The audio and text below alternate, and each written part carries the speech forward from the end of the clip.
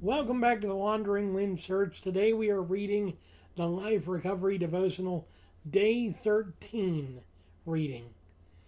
And the title is Emotional Time Bombs. Our reading for today is 2 Samuel 13, 1 through 24.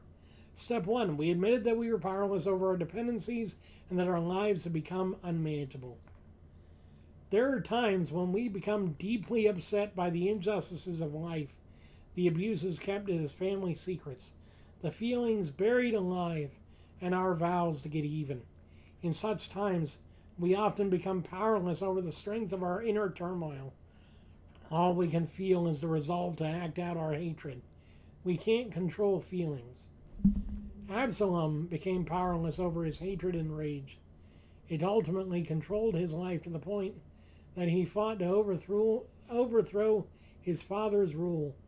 He was outraged when his half-brother raped his sister Tamar. When King David did nothing to avenge his daughter, Absalom vowed revenge in his heart. He waited until the time was right and murdered the guilty brother.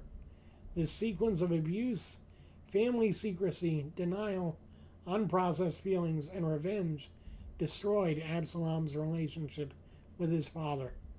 He never forgave David and died in a military rebellion against him. We may use our addictive and compulsive behaviors to distract us from the deep, unresolved family issues that cut us to the heart. There may be so many strong emotions which we don't know how to process appropriately that we simply try to stuff them down inside. Eventually, these feelings are expressed in some way. We need to confront the family secrets, express our feelings, convict the guilty, and work through forgiveness. If we try to ignore them, we will be controlled by these explosive, hidden emotions. Hatred leads to disaster. Accepting our powerlessness leads to recovery and wholeness. You know, I honestly, I'm drawing on secular media for a second, but in Star Wars, where Anakin, Luke Skywalker's father, is before the Jedi Council in the prequels. Yeah, we know. No one talks about him. But, and Anakin is saying how he's afraid. Yoda says, fear is the path to the dark side. Fear leads to anger. Anger leads to hate. Hate leads to suffering. Honestly, that is true. That is true for a lot of us, because if we allow our fears to control us, then our fears make us angry over things that we can't control, over things that we couldn't stop, couldn't avoid, couldn't heal, and then that anger leads to hatred for the person that we believe did the wrong thing, that we believe to be responsible.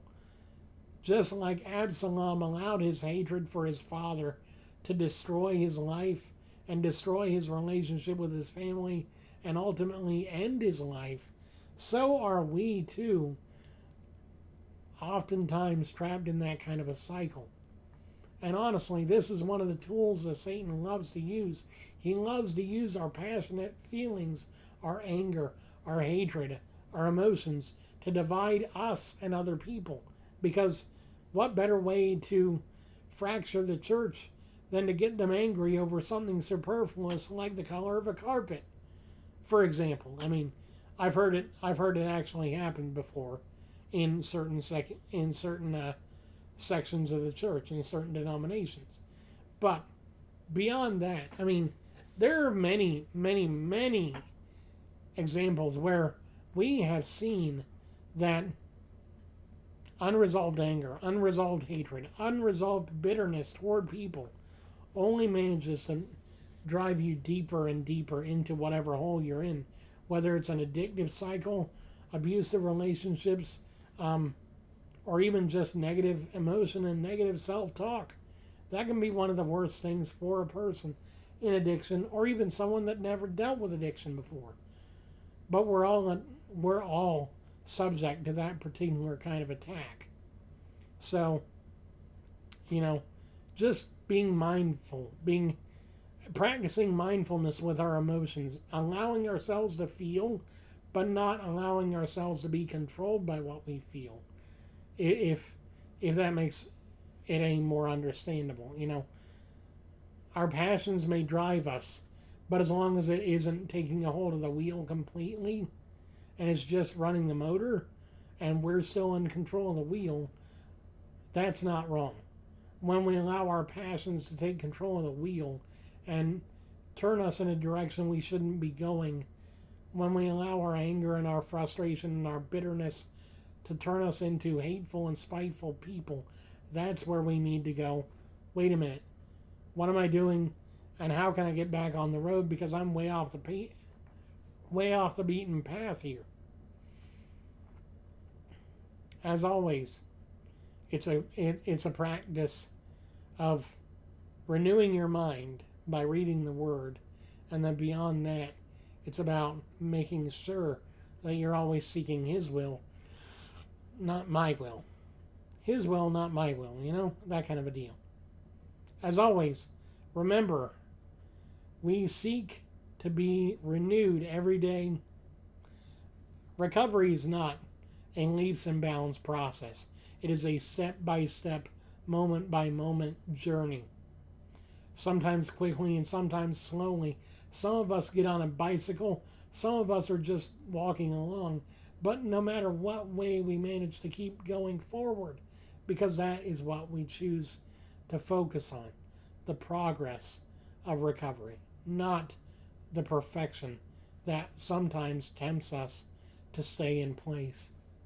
So as always, thank you guys for watching. Thank you for listening.